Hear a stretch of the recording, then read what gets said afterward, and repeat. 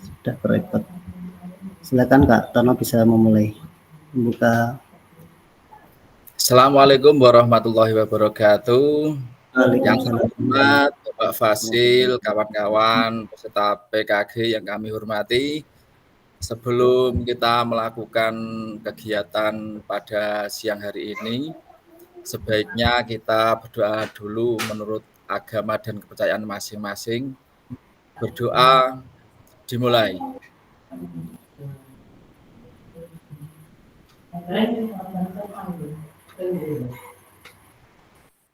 Selesai.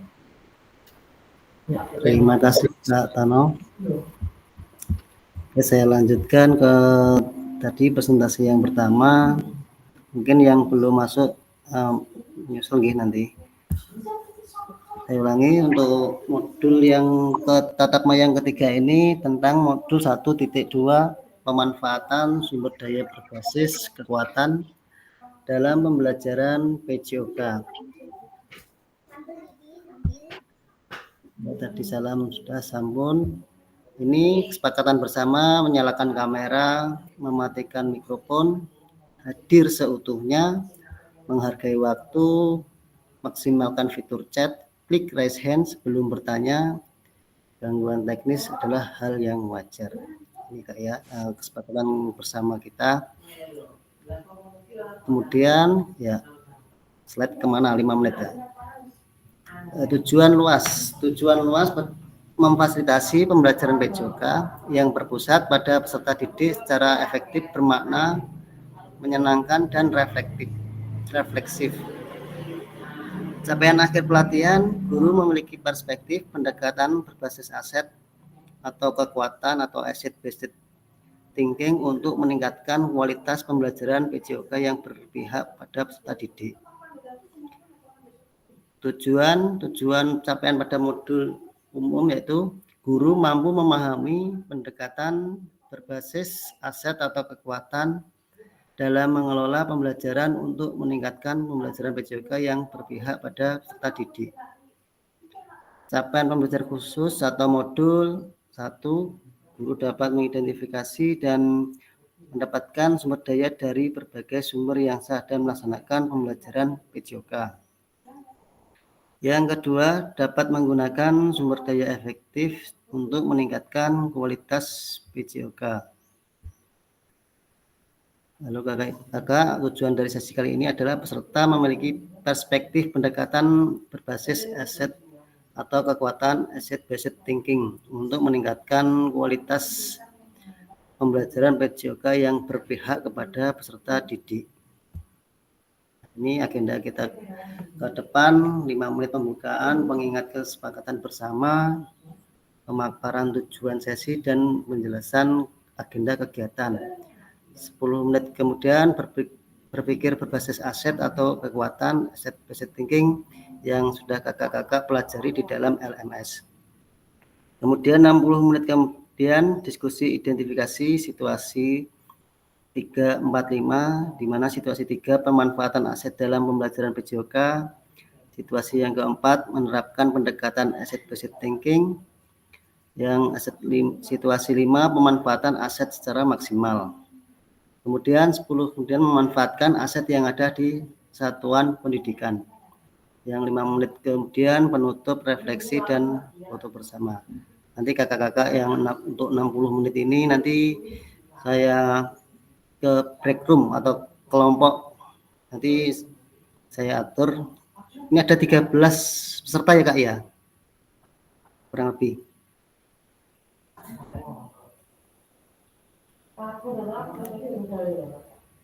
Ini tadi pembelajaran agenda detail, 5 menit pembukaan, 10 menit kesan terhadap asset-based thinking, 10 menit studi kasus, 10 menit mengapa guru PJOK perlu mempelajari dan menerapkan prinsip asset-based thinking, 10 kemudian studi kasus 5, yang 10 menit di mana posisi guru PJOK dalam memanfaatkan aset yang dimiliki.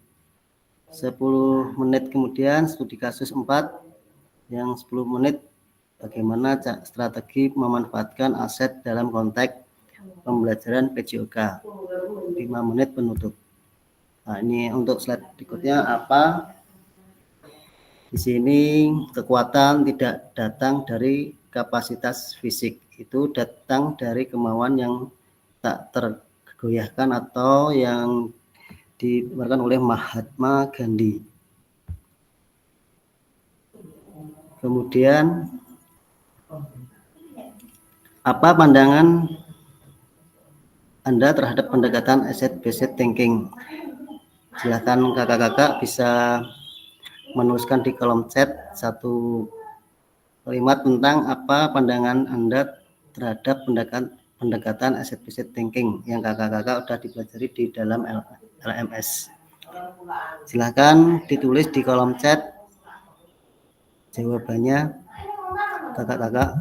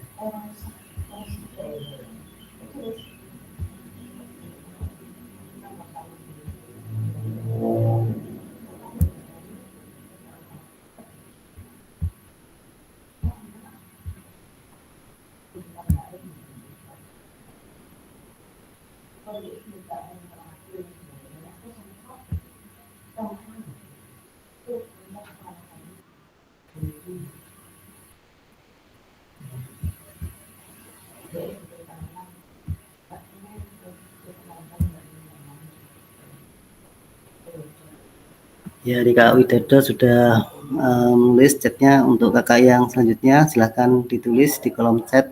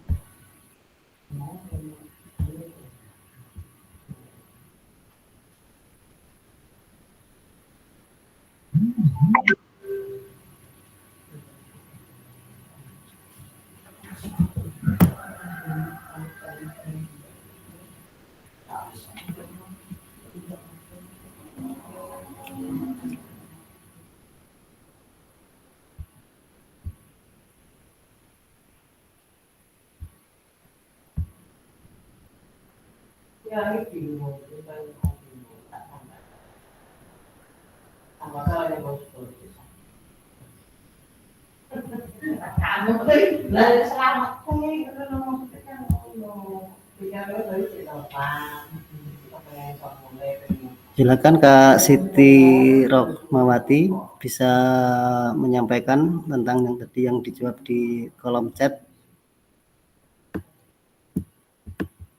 Terima kasih. Tadi kita membahas tentang yaitu pemikiran berbasis aset atau kekuatan. Menurut saya untuk pemikiran berbasis kekuatan itu maksudnya yaitu bahwa dalam proses pembelajaran kita harus banyak memperhatikan apa yang kita punyai dan apa yang dengan materi apa yang kita ajarkan itu harus memanfaatkan sumber daya yang ada. Misalnya apa itu sumber daya itu kan banyak sekali ya, dari manusianya atau dari media pembelajarannya atau dari sarana prasarananya, itu kita harus menyesuaikan.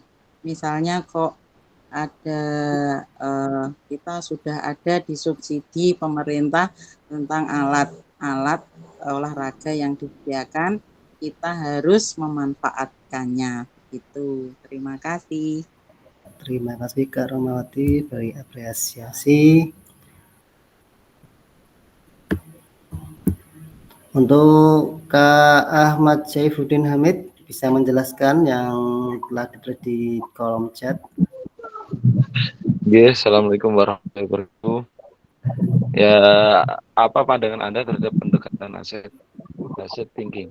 Menurut saya, pendekatan asset based thinking itu merupakan cara yang efektif untuk melihat kekuatan atau potensi yang ada, ya, bukan pada kekurangan. Di sini ke peserta didik ya. Jadi salah satu pendekatannya yaitu salah satunya meningkatkan motivasi dan optimisme, bisa membangun kepercayaan dirinya, bisa meningkatkan kreativitas dan inovasi, bisa meningkatkan kolaborasi dan menciptakan lingkungan yang positif. Mungkin itu saja dari saya Pak Fazil. Oke, siap. Terima kasih atas apresiasinya. Kemudian slide berikutnya. Nah, ini. Jadi apa asset based thinking adalah keistimewaan thinking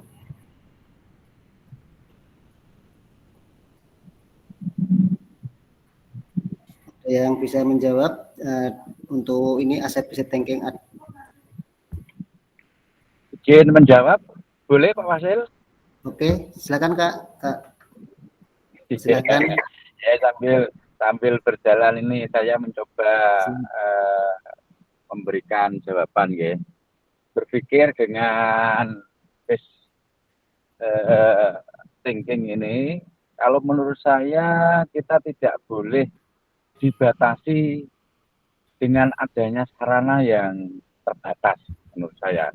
Tapi bagaimana pola pikir kita untuk bisa mengolah basic kekuatan baik itu manusianya ataupun mungkin materi yang terkait dengan sarana prasarana, kita harus berusaha untuk mengelolanya sehingga menjadikan murid sebagai subjek yang diaktifkan dengan keberagaman kemampuan mereka, tetapi dipacu dengan kreasi guru sebagai pengajar dengan menggunakan sarana prasarana yang ada.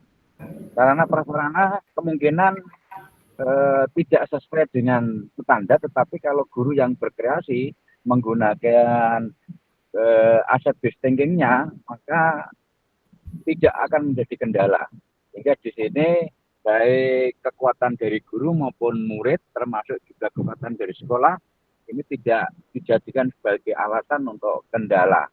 Jadi harus diproyeksikan bagaimanapun tetap dikreasikan untuk memacu proses berpikir siswa.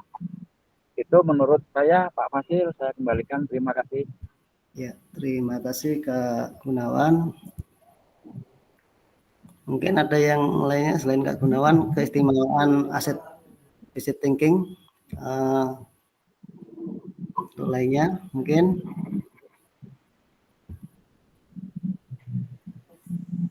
Kak Joko bisa tentang ini keistimewaan asset based thinking yang sudah dipelajari dalam LMS kakak-kakak.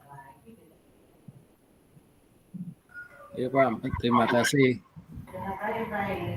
Keistimewaan asset based thinking adalah keistimewaan yang kita miliki atau yang kita kelebihan kita untuk menyampaikan atau memberikan materi kepada anak didik atau fasilitas yang ada di sekolahan yang kita ajarkan didik atau menggunakan fasilitas yang ada seperti bahan-bahan yang tidak terpakai dari lingkungan sekitar. Contohnya seperti ban atau sebagainya Pak. Gitu saja. Terima kasih. Ya, terima kasih Kak Joko. Siasi.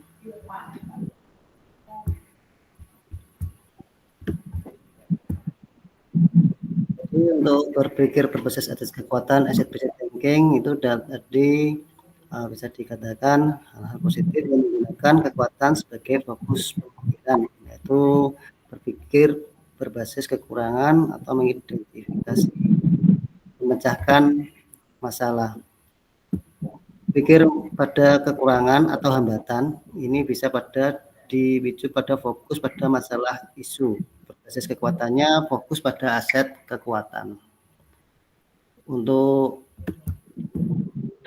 aset modal utamanya yang kita pelajari pada detail LMS yaitu ada berapa aset Kak? Ada 7 aset, yaitu diantaranya adalah 1 aset manusia, di mana aset manusia terdiri dari peserta didik, PJOK, dan orang tua.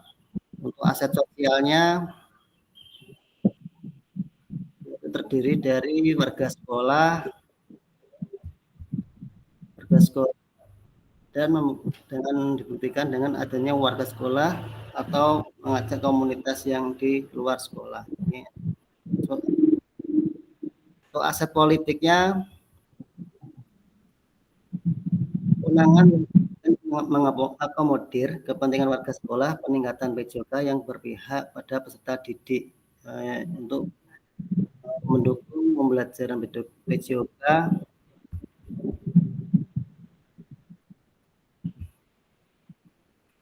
yang aset berikutnya itu aset lingkungan atau alam, yaitu bisa di gor atau di lapangan atau di taman kota, tempat menghasilkan lingkungan atau alam. Jadi kalau aset finansial juga dari pengadaan mungkin dari bos bisa untuk pengadaan untuk misalkan barang olahraga yang tidak ada bos ya. Untuk berikutnya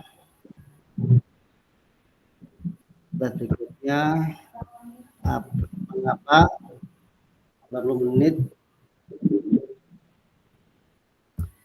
ya, capaian pembelajaran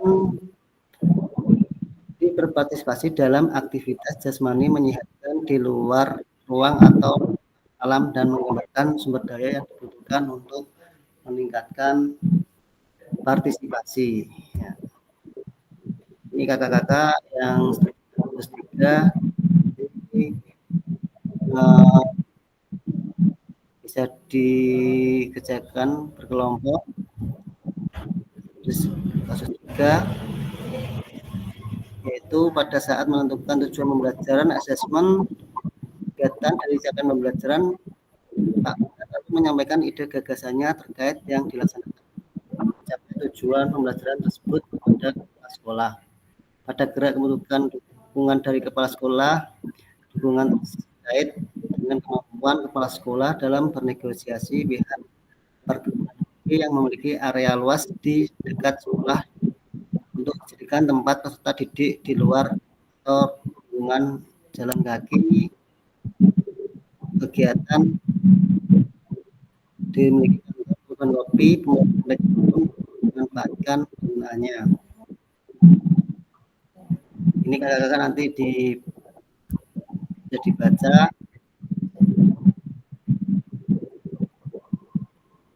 Bisa difoto Kak, atau ini nanti saya pindah ke breakout, nanti berkelompok.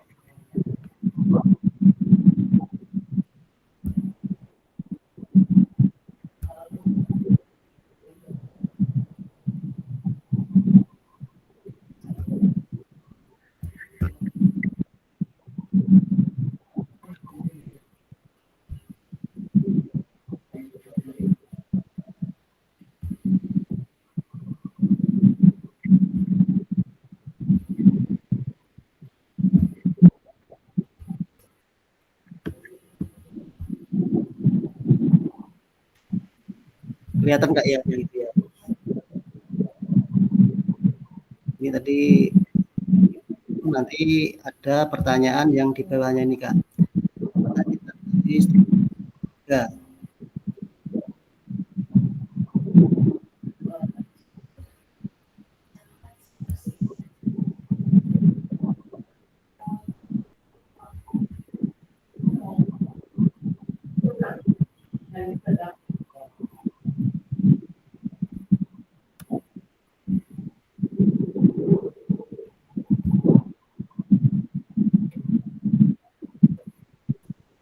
Sudah di itu ya kakak ya, kakak-kakak saya persiapkan ruang breakout-nya. Ini tadi tiga. Nanti yang ditanyakan dalam studi kasus 3. 1. Identifikasi pendekatan berpikir dalam situasi tersebut. Tadi yang pada kasus 3. Identifikasi apa saja yang dimiliki dalam situasi 3. Jelaskan strategi apa yang akan dikembangkan berdasarkan pendekatan berbasis aset dalam situasi tersebut.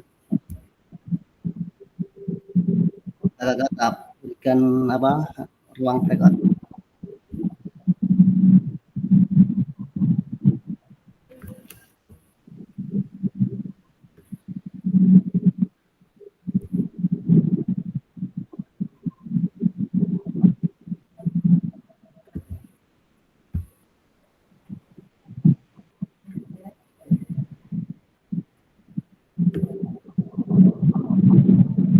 Ada yang 1, 2, 3.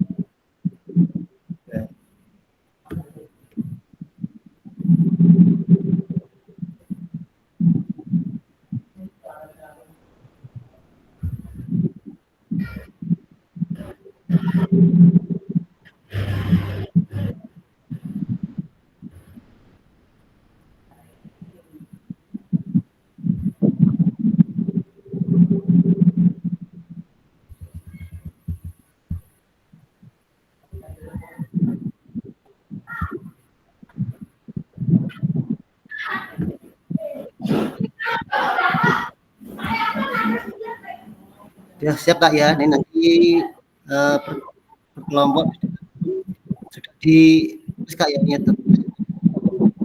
yang di share screen. Ya. Di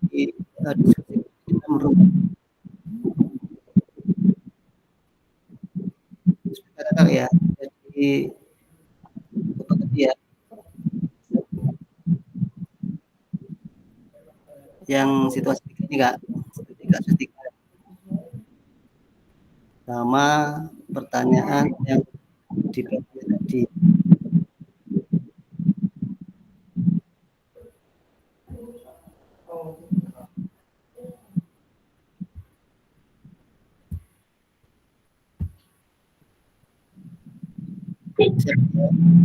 Untuk saya bagikan bisa didiskusikan di dalam ruang breakout atau board. Siapa kakak ya? saya bagikan tempat ruang diskusi kelompok. Mungkin ada yang ditanyakan kakak-kakak.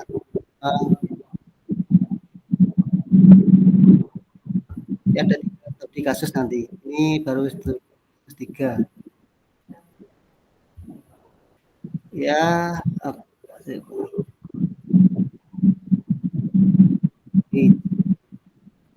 oke, saya mulai untuk masuk ke room.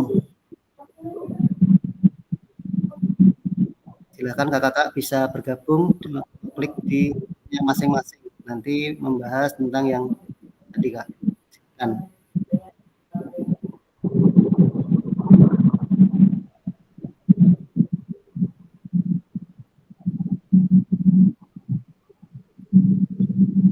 Klik yang ada tadi.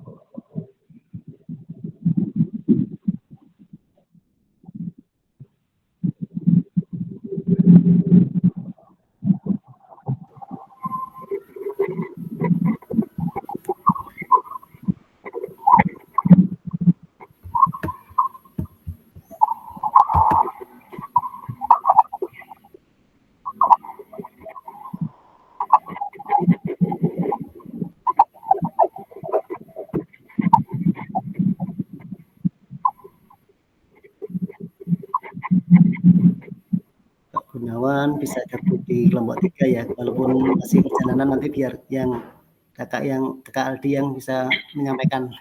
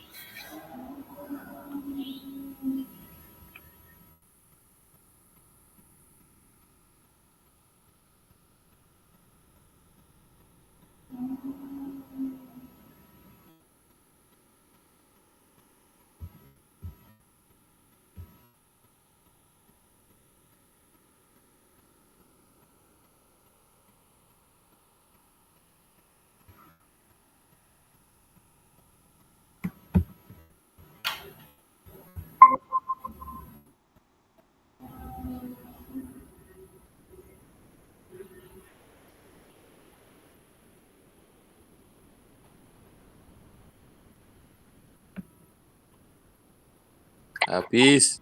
Waktunya sudah habis, Kak. Nggih, sampun. Sudah masuk semua ini. Kelompok pertama bisa menyampaikan tadi dari hasil diskusi untuk perwakilan. Silakan, monggo. Kelompok pertama siapa aja, Pak? Ini saya kelompok berapa ini? Kelompok pertama tadi seperti nggak ditulis tadi, nggih. Kelompoknya ada siapa aja di kelompok pertama. Kak Amit kayak di kelompok 2 kayak tadi Kak Amit. Kelompok 2 ya? Oke. Yang kelompok 1 Kak Siti tadi nggih, Kak, ya? Kelompok 1 kayak. Iya. Nanti yang mewakili Mas Mahardika. Oke, silahkan Kak Mahardika bisa menyampaikan.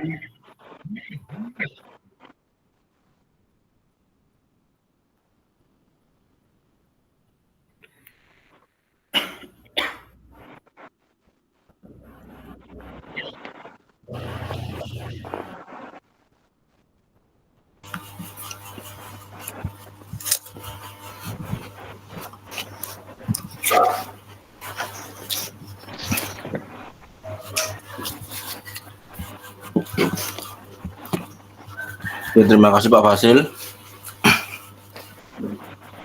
Mungkin untuk studi kasusnya,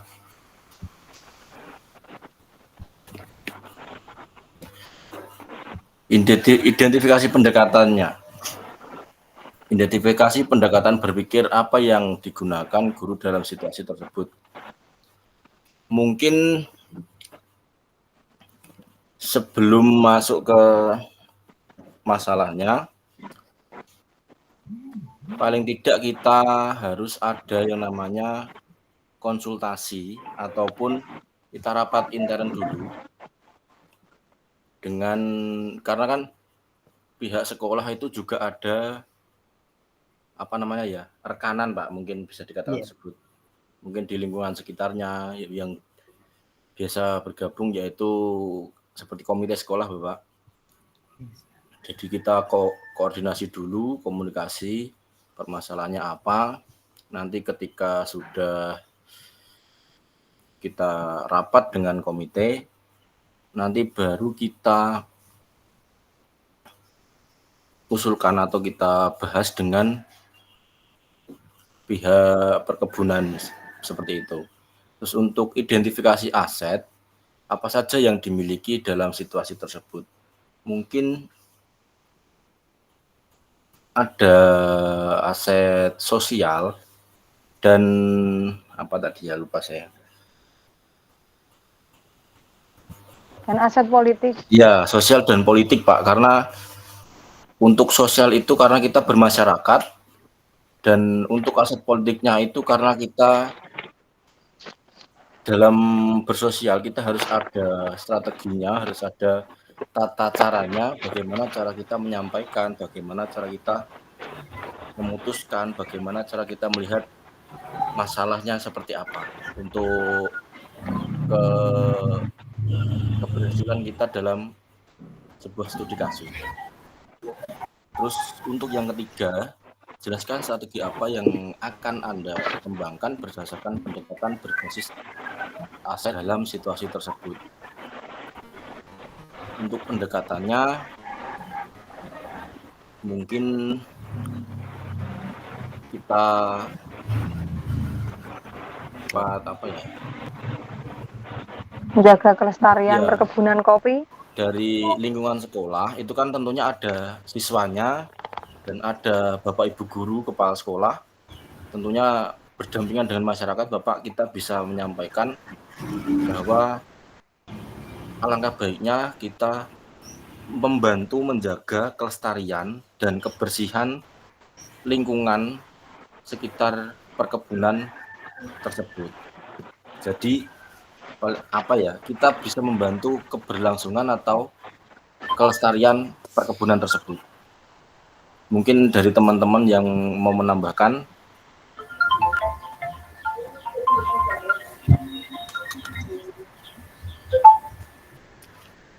Mungkin tidak ada. Ya kelompok 1. Saya Iya, Bapak. terima kasih. Kemudian kelompok 2 tadi mungkin bisa menyampaikan salah satu kelompok 2. Pak Maruf, monggo. Kak Makruf.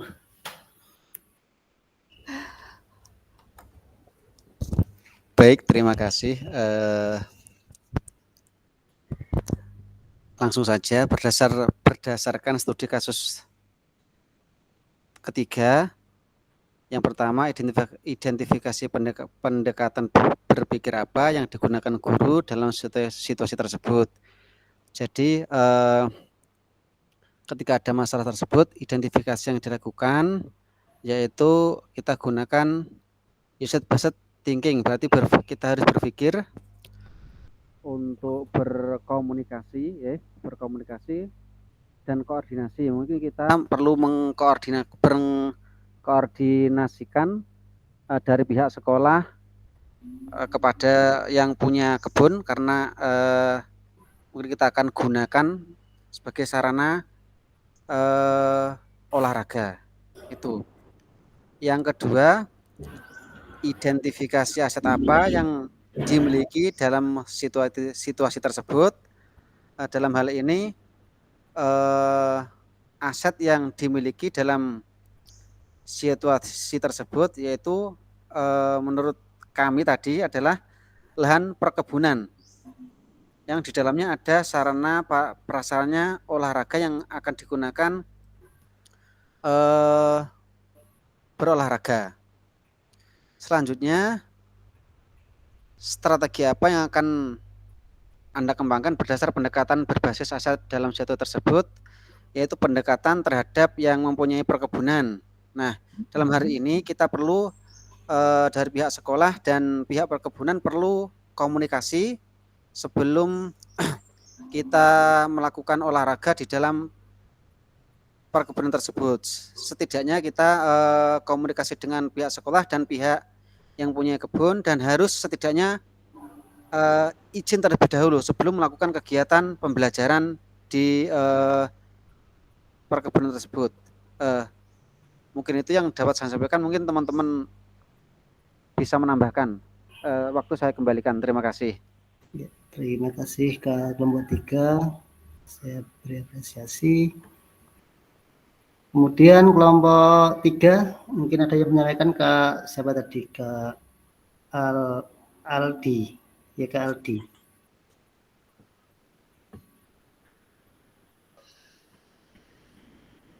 Oke, menjawab untuk poin yang nomor 1 langsung ya, karena kebanyakan hanya hampir sama, jadi singkat saja. Untuk yang nomor 1 adalah itu kita poinnya adalah kita harus berkoordinasi dengan rekan-rekan sekolah dan lingkungan yang mau dituju atau di tempat perkebunan kopi. Dan untuk yang kedua, poin yang kedua adalah aset apa yang dimiliki dalam situasi tersebut, yakni siswa dan terutama perkebunan kopi. Untuk yang ketiga, jelaskan strategi apa yang akan dikembangkan berdasarkan pendekatan berbasis aset dalam situasi tersebut. Nah, strateginya adalah sama, Kak. Berkoordinasi, intinya adalah kita koordinasi dengan salah satu pemilik kebun agar dibolehkan untuk melakukan outing kelas ke tempat perkebunan tersebut. Mungkin cukup itu, bisa ditambahkan untuk Pak Gunawan. Monggo Pak Gunawan.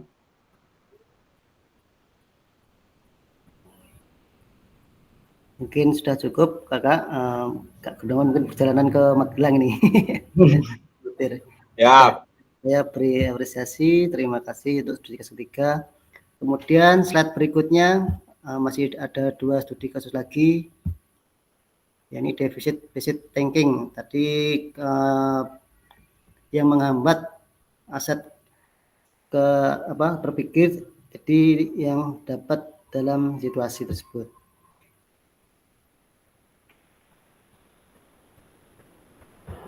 Mungkin ini studi kasus 3.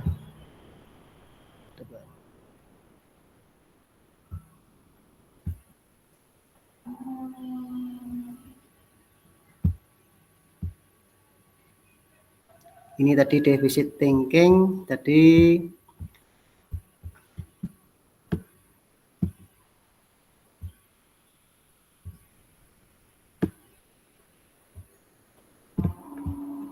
yang terdapat dalam aset modal yang 7 aset modal proses aset based learning dia. Untuk yang berikutnya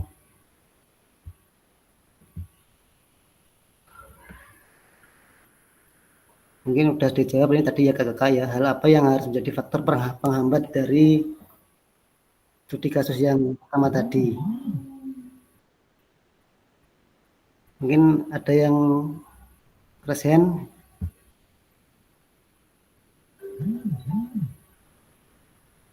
Ada kak ya.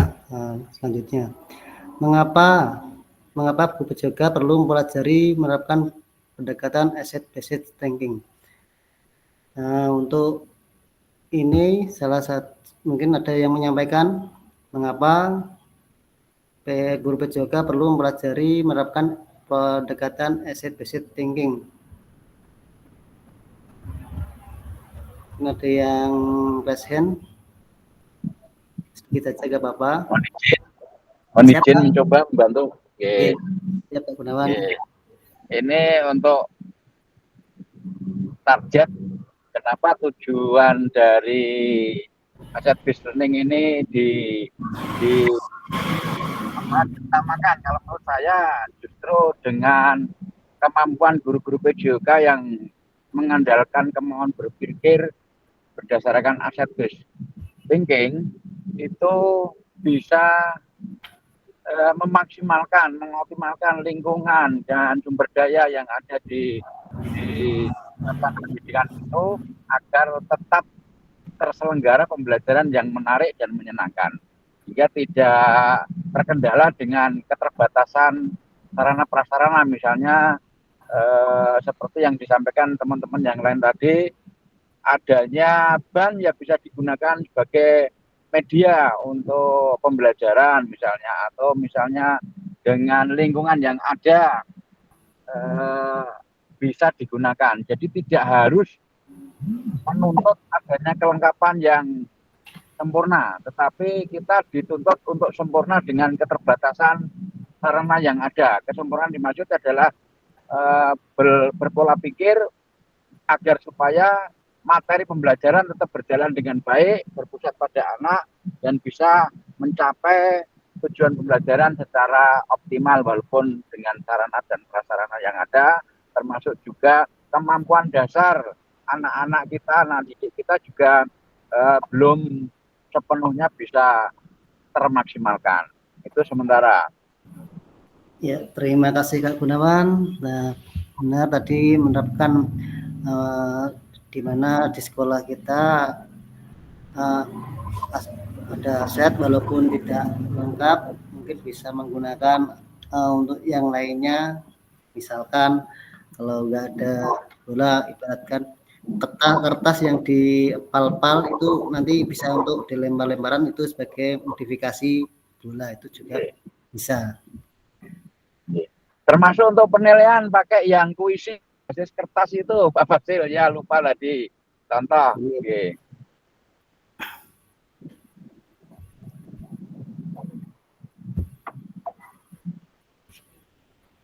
Saya lanjutkan slide berikutnya. Ada yang tanya nih.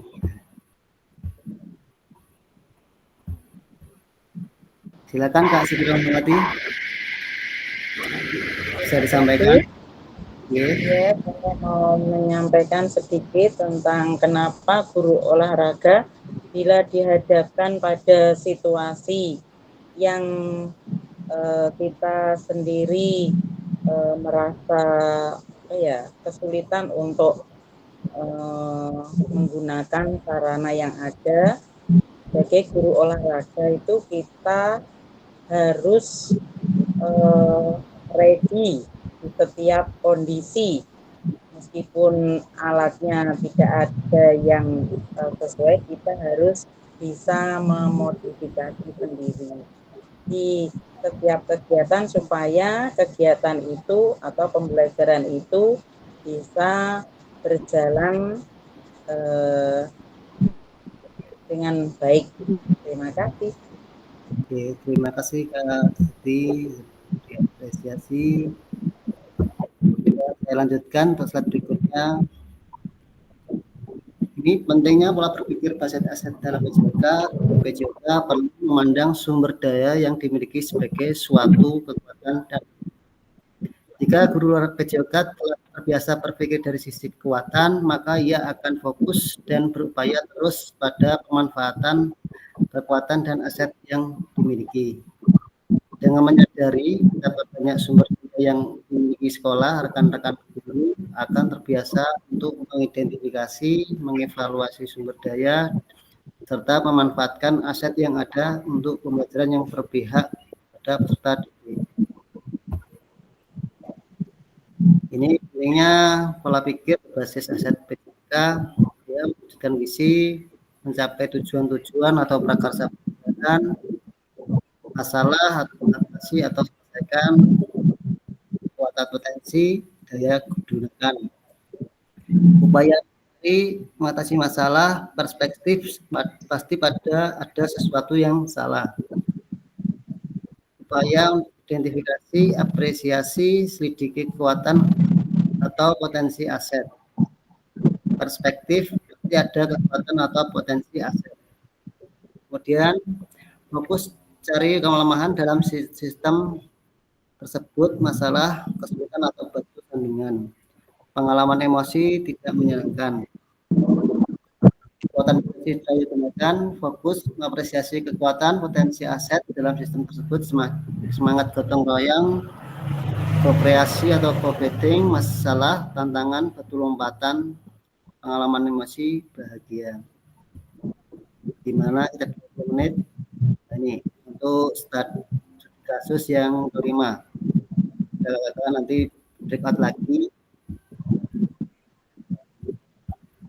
Bisa foto dulu nggak apa-apa Kak. Nanti saya buatkan bor tadi untuk kelompok.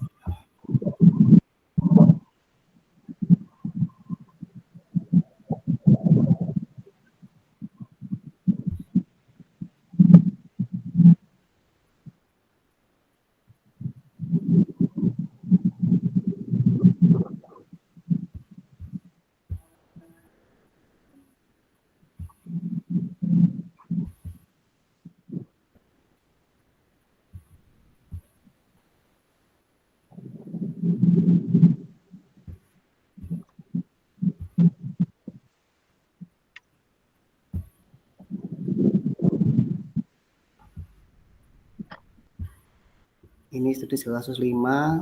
Ini ada pertanyaan tadi di bawah. Nanti.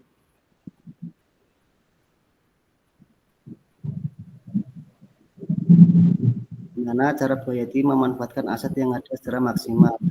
Ditanyakan di kasus. Sudah di foto Kak ya. Mungkin sudah siap saya masukkan ke break room tadi yang kelompok yang tadi. Pertanyaannya tadi Pak Joko, Pak. Siap. Pertanyaannya hanya satu.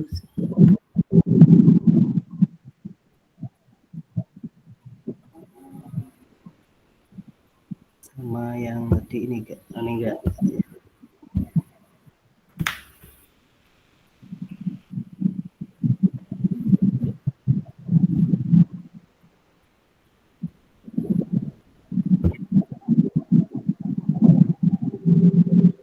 Bisa Kakak ya.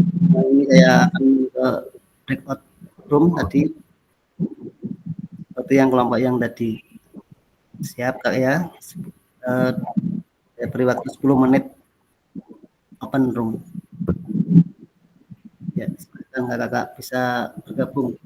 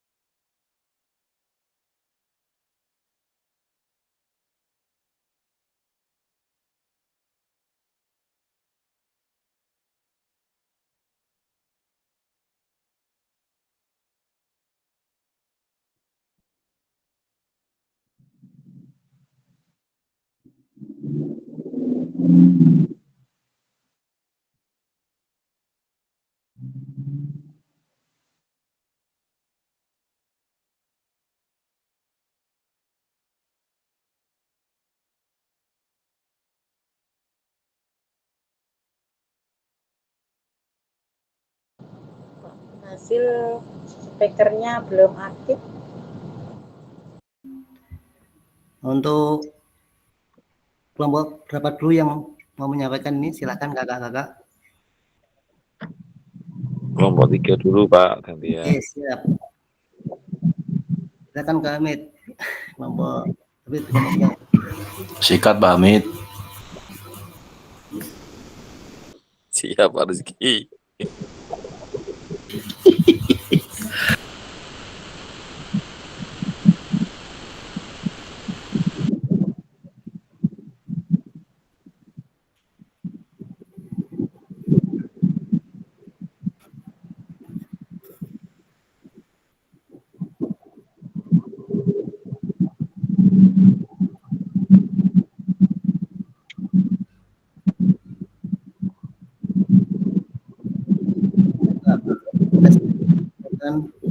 Mengangkat tangan.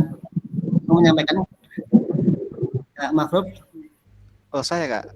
Siap Kak, langsung saja ya. Nanti jawabannya mungkin singkat, padat.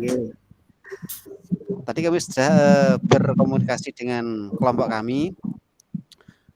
Berdasarkan cara Bayati memanfaatkan aset yang ada secara maksimal itu yang pertama. Yang pertama adalah memanfaatkan komunitas belajar MGMP PJOK untuk menyampaikan cara-cara beliau bagaimana cara mengajar supaya anak itu mendidik anak di dalam pembelajaran itu Kak. Yang kedua di situ ada webinar, berarti beliau harus memaksimalkan untuk memanfaatkan IT di dalam menambah wawasan dan pengetahuan. Demikian yang hasil kelompok kami tadi. Untuk yang lain nanti silakan menambahkan. Terima kasih. Oke, terima kasih kelompok Kak Mahfud. Mungkin ada kelompok yang lainnya bisa menyampaikan. Masih ada satu lagi. Mungkin dari kelompok 1 Pak mau mencoba sharing-sharing Pak ya. Oke, siap. Tadi setelah diskusi dengan teman-teman ada Bu Happy, ada Bu Siti, sama Pak Joko. Di sini saya akan mewakili, mungkin nanti teman-teman bisa menambahkan juga. Jadi setelah kami berdiskusi, tadi ada pertanyaan bagaimana cara Bu Hayati memanfaatkan aset yang ada secara maksimal. Di dalam cerita tadi itu ada yang pro dengan Bu Hayati mengenai yang disampaikan dan ada yang kontra dengan Bu Hayati dengan cara yang seperti Pak Bugar tadi, bahwa keberhasilan dari guru PJOK adalah dilihat dari capaian prestasi peserta didik. Mungkin itu ketika di lapangan nih Pak. Jadi di sini respon kami setelah berdiskusi adalah yang dilakukan Bu Hayati harusnya adalah yang pertama menerima saran atau kritikan yang mana kritikan dan saran tersebut dapat membangun, nantinya harapannya adalah Bu Hayati bisa menerapkan yang mana untuk IT-nya itu bisa diterapkan ketika pembelajaran di kelas atau akademiknya, dan nanti yang masukan dari Pak Bugar tersebut bisa dilaksanakan ketika praktiknya Pak, atau bisa dikatakan ya praktik lapangannya. Jadi di dalam hal ini nanti bisa diterapkan yang namanya pembelajaran kolaboratif. Jadi menerima masukan dari siapapun itu, yang mana itu menjadi kritik yang membangun, nanti diterapkan di dalam pembelajaran Bu Hayati. Mungkin dari kelompok kami seperti itu Bapak. Ya, Mardika Rizky, Nggih. Kemudian kelompok yang belum, kelompok berapa?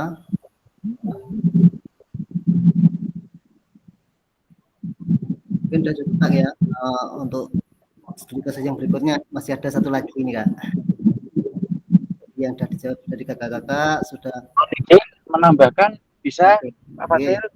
Siap Kak, silakan Kak Gunawan. Terima kasih atas kesempatannya. Menarik sekali ini hidup berdiskusi, hidup sekali ini.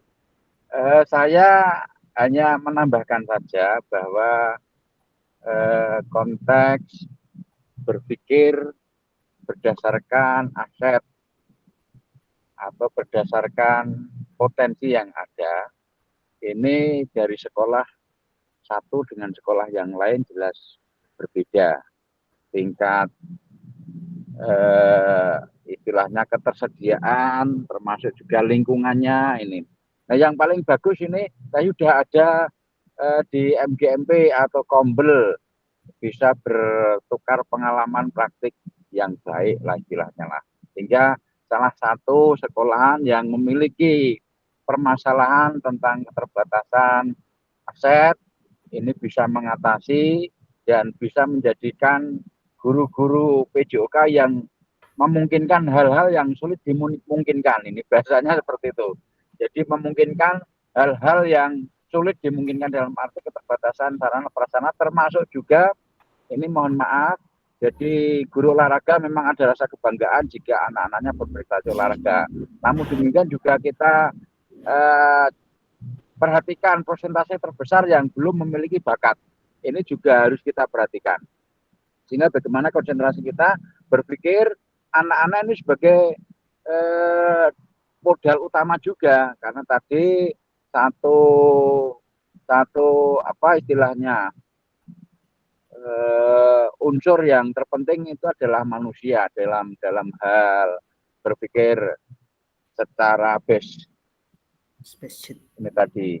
Nah, jadi harus memikirkan anak-anak yang lain juga, tidak terfokus pada anak-anak yang prestasi saja. Kalau menurut saya seperti itu, dengan keberagaman anak-anak itu harus kita carikan solusi yang jelas mereka enjoy, tertarik, dan bisa mendukung proses pembelajaran yang lain, membentuk fisik, mental, emosional yang merupakan kelengkapan pertumbuhan mereka. Jadi Kombel penting sekali untuk bertukar pikiran di masing-masing jenjang maupun lintas jenjang, ini perlu diadakan. Sehingga apa-apa yang mungkin tidak bisa dilakukan oleh satu sekolah karena ada sajian pengalaman dari rekan yang lain, maka bisa ditularkan. Ini pemanfaatan aspek lingkungan termasuk lingkungan guru-guru kita, komunitas guru PJOK. Demikian, terima kasih Pak Fasil, saya kembalikan. Terima kasih Kak Gunawan. Banyak sekali yang disampaikan Kak Gunawan, sudah mencangkup semuanya. Oke, untuk slide berikutnya, ya ini tadi, di mana tadi ada komunitas MGMG PJOK SMP Kabupaten, pergeseran cara mengajar komando, menjadi pendekatan pembelajaran yang lebih variatif dan inovatif. Juga peran peserta yang aktif di dalam kegiatan MGMP. Kemudian pemanfaatan PMM untuk kegiatan webinar. Untuk slide berikutnya yaitu studi kasus 4, ini status kasus yang terakhir. Bisa difoto dulu, nanti saya buatkan breakout-nya studi kasus 4. Dan ini pertanyaannya berdasarkan studi kasus 4, apa saja yang dimiliki SMA Jiwa Raga dan sudah dimanfaatkan? Silakan ditulis Kakak. SMA Jiwa Raga. Saya atur breakout-nya dulu, Kak.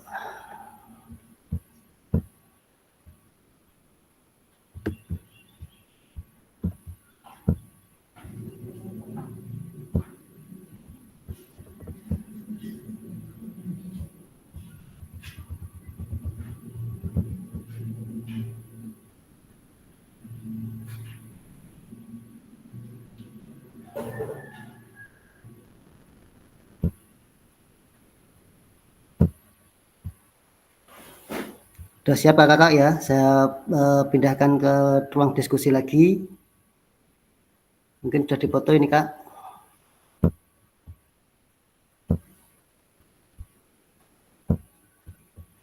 Sudah siap kak ya? Saya pindahkan ke break. Sebentar kak, belum tak screenshot. Oh ya, siap.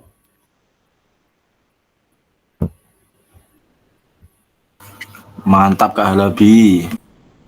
Ini yang pertanyaannya, ini tadi yang studi kasusnya.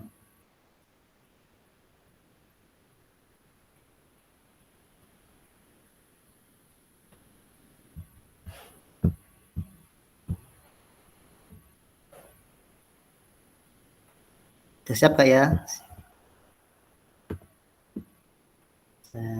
Ready. Nah, ini enggak usah lama-lama, nanti 7 menit dan pertanyaan. Siap untuk menuju room selanjutnya. Silakan kakak-kakak masuk.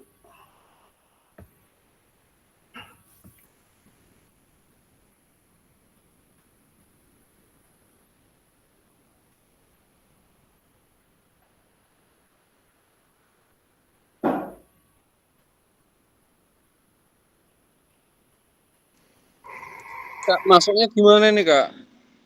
Itu join kak, itu di join, klik join. Itu nanti masuk di ruang diskusi itu kak. Join.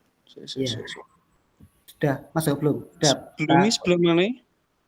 Sudah. Ini tak tambahkan lagi coba.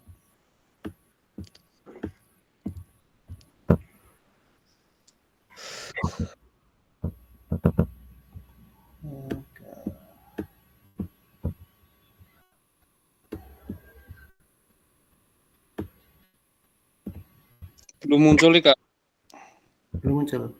Di pengaturan, saya pakai HP soalnya ini. Oh, pakai HP. Iya. Tadi bisa saya pakai HP masuk. Oke, silakan kak, naik diulangi lagi. Mungkin kelemahannya HP. Bentar. Ini sudah saya tambahkan, tapi unsigned. Oh, tidak terkirim. Iya. Tapi di sini sudah putih ini.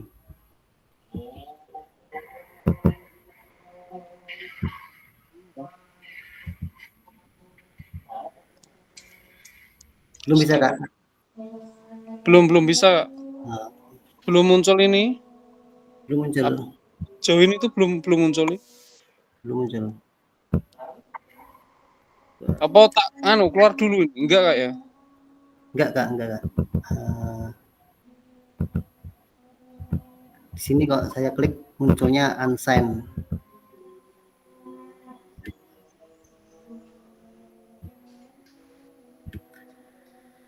Kak Halabi kelompoknya sama Kak Aldi kak. Kak Aldi. Ya, Kak Aldi Bagus Tahmalia. Sama Kak Gunawan. Oh, ini berarti sudah. Ini sudah berarti. Tadi yang pertama sudah tadi yang. Oh, berarti ini sudah sama Pak Gun juga ini. Sudah kak. Sudah Pak Gunawan. Tapi Pak Gunawan ini perjalanan ke Magelang. Gak apa-apa. Wow. Bisa diwakili. Sejauh ini saya mas tak keluar saya sebentar. Nah. Saya izin menyimak, nanti kalau ada kesempatan menambahkan ya. Oke, siap Kak Gunawan.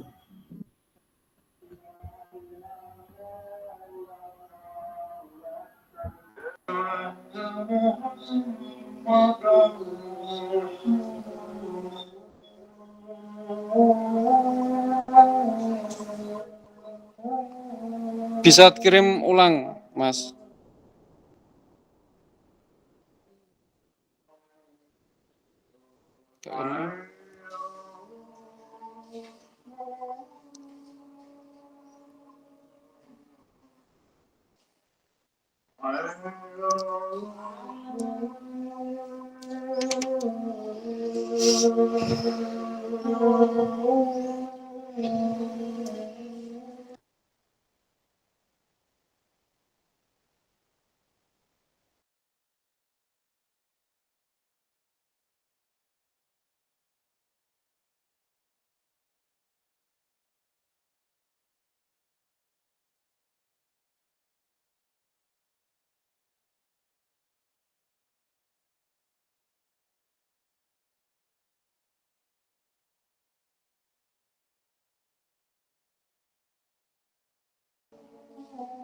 Nggak bisa jauh ini, Mas.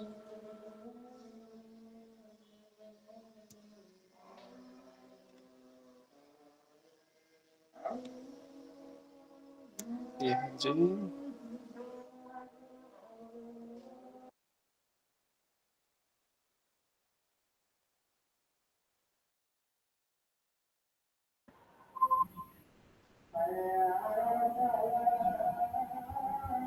nggak bisa jauh ini. Iya, kok nggak bisa join nggak ini?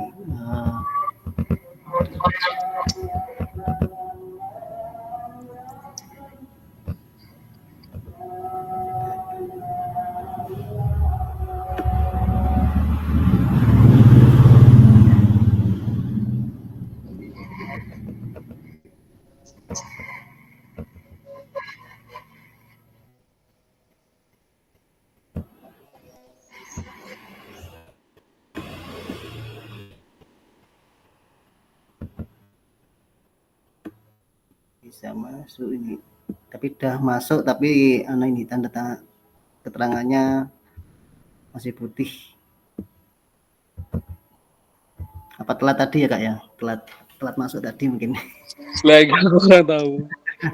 Saya dari Korwil tadi, Mas. Kon ngumpulnya DNS kalau ANBK. Siap. Gak apa-apa, Kak, langsung dikerjakan sendiri gak apa-apa, nanti bisa gabung sama Kak Aldi. Aldi, oke. Ini berarti nanti dibaca terus didiskusikan nonton nggih. Iya. Jadi kita masukkan diskusikan, nggak bisa. Oke.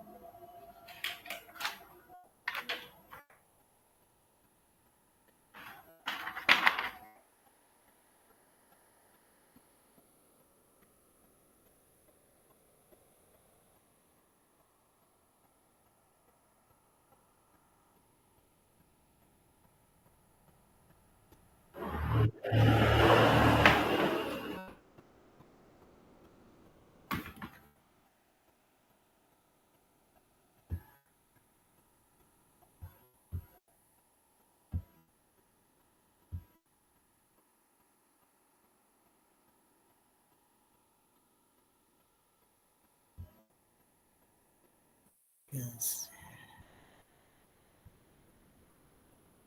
Silakan kakak-kakak yang bisa menyampaikan kelompok mana dulu. Bisa raise hand.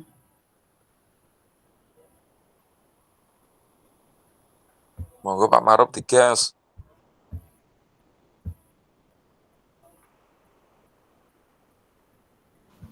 Monggo Pak Alabi. Ya, Kak Makrub silakan menyampaikan. Baik Kak, kelompok kami dulu yang akan menyampaikan dari studi kasus yang keempat ini.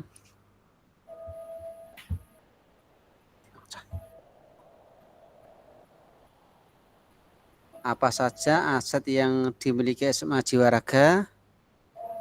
Untuk asetnya itu sebenarnya lengkap, yaitu yang berupa sarana dan prasarana serta peralatan olahraganya itu lengkap.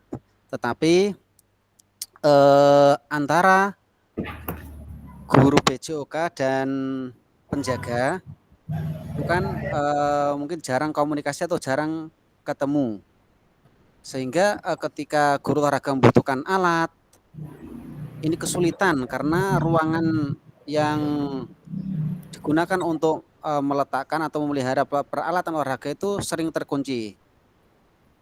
Seharusnya antara guru olahraga dan penjaga itu paling tidak harus komunikasinya harus dijaga dengan baik.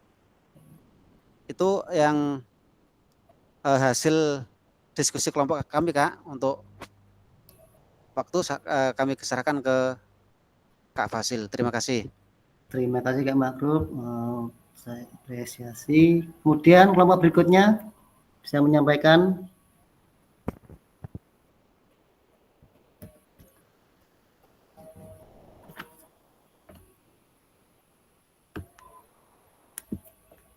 Mungkin nggak ada. Saya lanjut. Mungkin dari kelompok kami Bapak mau mencoba Silahkan, nggak apa-apa. Belajar koordinasi apa ini, diskusi. Pak Alabi nggak usah ketawa-ketawa ya Pak Alabi ya. Mas, tolong dinyalakan Mas videonya Mas. Siap, siap Bapak Alabi. Oke, mungkin di sini saya akan mencoba berdiskusi dengan bapak-bapak hebat semuanya yang di sini dan ibu-ibu hebat kita. Apa saja aset yang dimiliki SMA Jiwa Raga dan yang sudah dimanfaatkan apa saja? Mungkin untuk SMA Jiwa Raga, karena aset itu ada 7, aset manusia, aset sosial, politik, agama, fisik, lingkungan, dan finansial mungkin. Jadi di SMA Jiwa Raga sebenarnya lengkap Bapak, cuma yang sudah digunakan itu aspek aset politik, sosialnya itu masih kurang karena dari pihak guru olahraga dan penjaga itu kurang komunikasi, mungkin jarang bertemu. Dan untuk aset finansial itu juga sudah ada. Dan yang paling banyak itu adalah aset fisik yang sudah lengkap di sana, aset fisiknya. Cuma karena aset sosialnya masih kurang, jadi kurangnya koordinasi antara penjaga dan guru PJOK, akhirnya yang digunakan baru beberapa, Bapak. Yang alat-alat yang sudah digunakan baru beberapa, dan akhirnya alat-alat yang tidak pernah digunakan atau jarang digunakan ketika sekali waktu mau digunakan sudah rusak. Yeah. Dan mungkin nanti untuk memperbaiki hal tersebut dari pihak kepala sekolah tadi sudah ada koordinasi dengan guru PJOK dari wakil kesiswaan tadi, dan penjaga itu koordinasi untuk memaksimalkan aset-aset yang dimiliki, karena donatur juga sudah ada, semuanya sudah lengkap Bapak. Terima kasih, mungkin dari kelompok saya seperti itu. Oke, terima kasih Kak Mardika. Mungkin sudah ada yang menyampaikan lagi untuk apa lanjutkan, ini masih ada beberapa slide lagi. Sudah cukup Kak ya ini, nggak ada yang ditanyakan, mungkin ada dari kelompok yang lain. Sudah Kak, sudah. Oke, siap. Pak Alabi kok sudah aja. Sudah lengkap dijawab Kak Rizky. Jago Kak Rizky. Jadi ini yang terletak di daerah perkotaan strategis, dari bacaan tadi sarana prasarana olahraga sangat memadai, pendanaan dari orang tua donatur sangat mendukung. Upaya kepala sekolah untuk mengajak wakil kurikulum, wakil kesiswaan, wakil saspras, guru komite sekolah mengatasi permasalahan yang ada yang pada aset di sekolah. Keberanian peserta didik menyampaikan pendapat, keberanian komite menyampaikan kritik, yang kemudian kebijakan kepala sekolah. Ini perlu diingat ada 7 aset yang dapat diberdayakan, diantara ada di aset manusia, aset sosial, agama atau budaya, fisik, lingkungan atau alam, finansial, dan politik. Keberanian peserta didik menyampaikan kritik dan saran atau mendorong kepemimpinan murid. Komite bersuara menyampaikan kritik. Kepala sekolah sebagai pemimpin pembelajaran dapat melakukan upaya-upaya menggunakan kewenangannya dengan membuat kebijakan-kebijakan yang dapat mengakomodir kepentingan warga sekolah dan peningkatan kualitas pembelajaran yang berpihak pada peserta didik. Kemampuan untuk memengaruhi kebijakan kepala sekolah dalam mengatasi tantangan yang ada. Ini ya 7 aset diantaranya, di mana absen pertama, di mana posisi kita selama sebagai guru PJK. Ini mungkin ada di mana posisi kita selama ini sebagai guru PJK dalam mengenali, mengidentifikasi aset yang dimiliki satuan pendidikan. Mungkin ada yang salah satu menjawab dari pertanyaan ini, Kakak. Di mana posisi kita selama ini sebagai guru PJK dalam mengenali dan mengidentifikasi aset yang dimiliki di satuan pendidikan.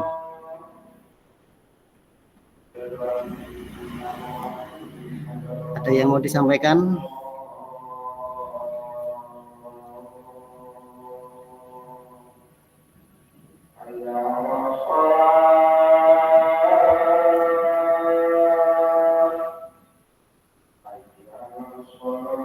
Mungkin nggak ada, Kak, ya. Ini di mana aset-aset yang seperti sarana prasarana ya diletakkan pada tempat ruang tempat olahraga atau gudang, mungkin ada yang di kantor, mungkin bisa juga.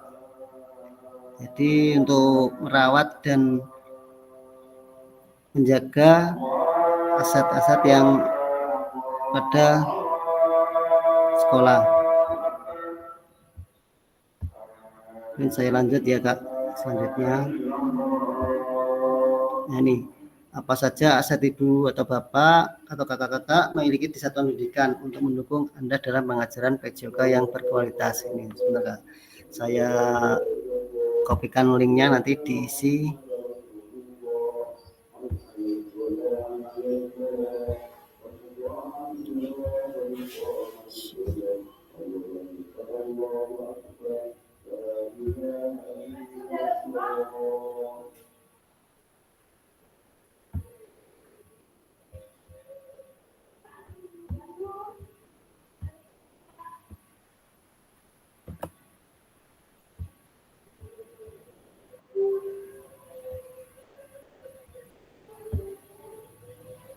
Silakan kakak-kakak bisa diklik itu di chat, bisa masuk seperti kayak kemarin, kayak Jambot ini Padlet. Nanti bisa mengisikan tadi pertanyaan yang ada pada 5 menit mengenali bersama, menggali bersama apa saja aset yang ibu kakak memiliki satuan pendidikan untuk mendukung Anda dalam pengajaran PJK yang berkualitas. Silakan dibuka Niku Padletnya.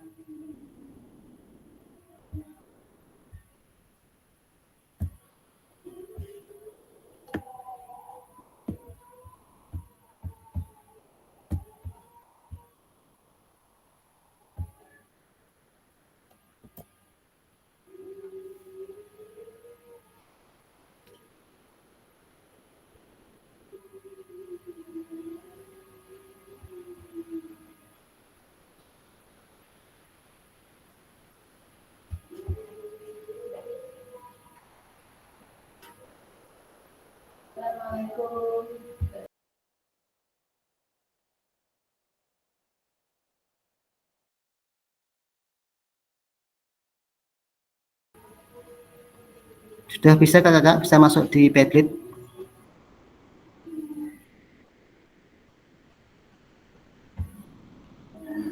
Itu, Kak, diklik yang ada kayak kertas terbalik itu, diklik nanti digeret, nanti ditulis. Yang ini, Kak. Nah, nanti diklik, ditulis.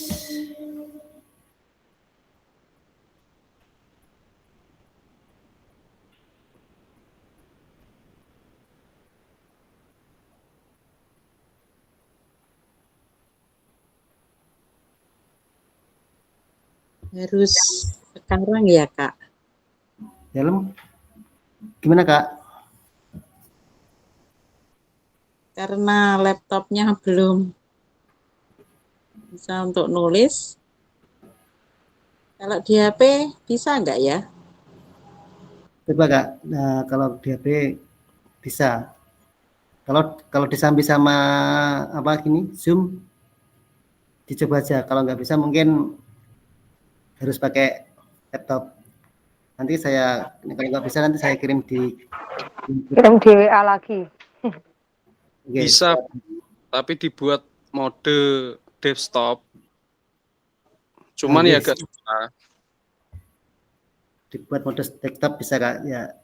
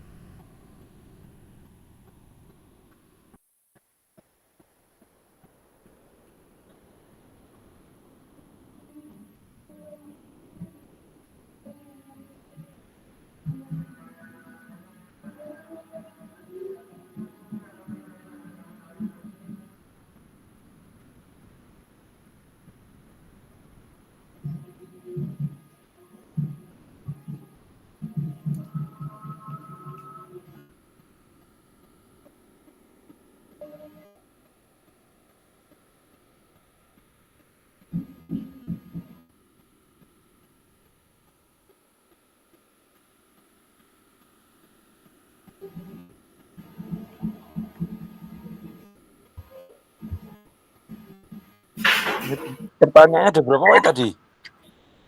Ini pertanyaannya tadi ada satu Kak.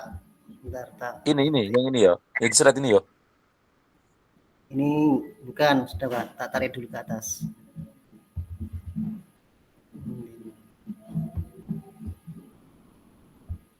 Ini Kak, apa saja aset yang Bapak miliki di satuan pendidikan yang mendukung Anda dalam pengajaran PJOK yang berkualitas?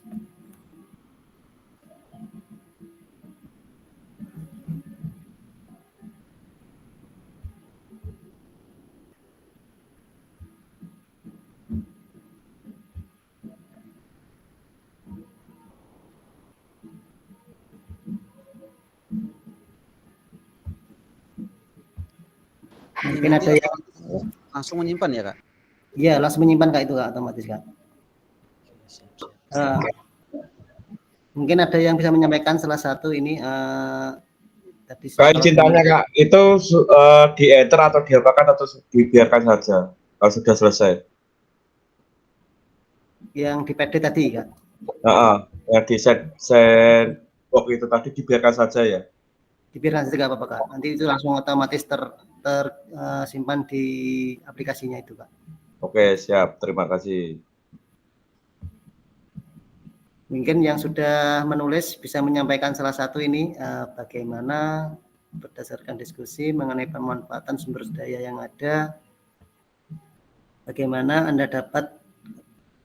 Kakak dapat memanfaatkan aset yang ada di satuan pendidikan Anda, strategi apa yang akan Kakak lakukan. Mungkin bisa menjawab dari Kakak yang sudah mengerjakan tadi.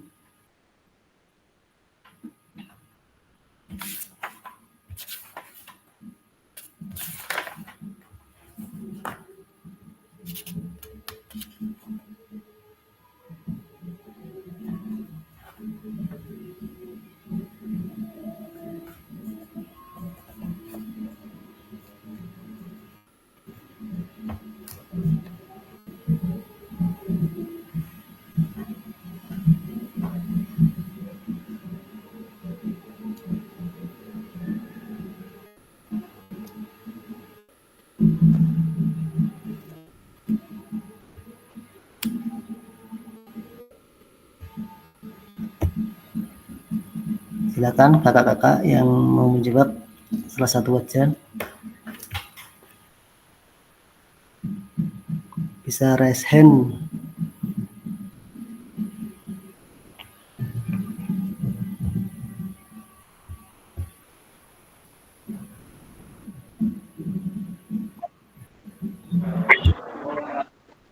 Ya, silakan Kak Happy bisa menyampaikan. Baik Pak, saya ingin menyampaikan, tapi saya belum bisa ngisi di Padlet ya Pak. Ya, langsung saya paparkan saja nggih. Aset yang mendukung saya dalam pembelajaran PJOK yaitu satu, manusia, yaitu guru mempunyai sertifikat pendidik. Yang kedua, guru mengajar sesuai jurusan. Yang ketiga, guru mengikuti pelatihan dan workshop-workshop. Untuk aset sosialnya, sekolah sudah bekerja sama dengan wali murid. Sekolah bekerja sama dengan masyarakat untuk menjadi pembina ekstrakurikuler. Untuk aset politiknya, yaitu komite sekolah, yaitu wali murid sebagai partner kerja dalam menjalin kerjasama dalam mensukseskan program-program sekolah dan layanan kesehatan dari puskesmas. Mungkin ada pemberian vitamin atau suntik-suntik gitu, gitu Pak ya, ada imunisasi pada periode tertentu. Untuk aset agama, tersedia tempat ibadah untuk muslim dan non-muslim dan membiasakan toleransi antar umat beragama di lingkungan sekolah. Untuk aset fisik, karena berupa tersedianya lapangan dan tersedianya prasarana seperti bola atau peralatan atletik seperti matras, tolak peluru, lempar cakram, dan lainnya. Untuk aset lingkungan, sekolah saya berada di pinggir jalan raya dan lingkungan yang hijau dan asri. Untuk aset finansial, pembiayaan sekolah semua bersumber dari dana BOS. Itu terima kasih. Ya, terima kasih Kak Happy, sudah lengkap disampaikan. Tadi yang terdiri dari 7 aset yang disampaikan Kak Happy sudah Masuk semua. Kemudian mungkin ada yang ditanyakan atau saya lanjutkan? Masih ada beberapa slide ini. Sudah Kak ya? Lanjut. Nah, untuk berikutnya ini lakukan 5 menit. Ini tahapan ini dilakukan secara mandiri di tugas dikumpulkan melalui LMS. Proses identifikasi sumber daya dapat digunakan kembali pada modul-modul berikutnya, khususnya modul 2.5 dan modul 3. Batas waktu pengumuman tugas di tahap ini adalah di akhir 1.6. Nah, tadi kakak-kakak nanti kalau di LMS sudah dibuka atau sudah dibuka langsung aja dikerjakan, nggak apa-apa Kak. Kalau salah bisa diulangi lagi, diklik kerjakan tugas, nanti disimpan atau dikumpulkan pada modul di LMS. Lakukan apa saja tugas di tahap lakukan, kakak-kakak akan mengidentifikasi berbagai sumber daya di daerah untuk sekolahnya dan strategi pemanfaatnya secara efektif. Kakak-kakak dapat memilih satu jenis sumber daya yang akan didiskusikan dari 7 sumber daya yang ada dan hasilnya dituangkan dalam tabel pemetaan yang telah disediakan di LMS ya. Ini ada di LMS kakak, nanti bisa dikerjakan di LMS, nanti bisa dikumpulkan di LMS juga. Tadi 7 aset 1 sampai berapa tadi Kak? 7 ya. Nanti ada pengisian ini. Nanti dibuat tabel terus di-upload di LMS. Pada akhir sesi hari ini, kakak-kakak peserta memiliki perspektif pendekatan berbasis aset atau kekuatan asset-based thinking untuk meningkatkan kualitas pembelajaran PJOK yang berpihak kepada peserta didik. Ini terakhir ya, terima kasih. Sesi yang ini terakhir. Mungkin ada yang ditanyakan kakak-kakak. Maaf ini sampai molor lama. Jadi sudah molor pas masuknya Kak. Mungkin sudah cukup Kak? Ini Cukup Pak. Cukup. Saya stop dulu rekodnya nanti. Foto bersama jangan lupa. Foto Bu Siti biasanya jangan lupa Pak Fasil foto ngoten status ya. Untuk status. Bukti Pak gitu ya. Halabi jangan ketawa-ketawa ya Pak Halabi ya. Kesannya kenal, Siapa ini Pak Halabi, ini Pak Rum, ini Pak Aldi. Bisa menutup kegiatan hari ini, berdoa menutup. Tadi kan Pak Rizky bisa, Pak Rizky mimpin doa itu Pak Rizky. Rizky. Mimpin doa sebelum saya tutup. Pak Rizky mana? Enggak apa-apa. Mungkin tadi dari Pak Tono, saya juga mau mencoba belajar. Sebenarnya yang lebih agamis itu Pak Halabi, Pak. Dia juga sering berdakwah buat story, Pak. Itu bagus sekali agamaannya, Pak. Ya, Pak. Oke, selamat. Mungkin sampai sekian dulu pertemuan kita pada hari ini. Untuk menutup pertemuan kita hari ini, marilah kita berdoa supaya pembelajaran yang kita laksanakan dengan Pak Agus sebagai fasil kita dapat bermanfaat bagi kita, bagi lingkungan sekitar, dan dapat menjadikan kita menjadi manusia yang lebih manfaat di kemudian hari. Amin. Amin. Amin. Amin. Pak Amit. Sekian dari kami.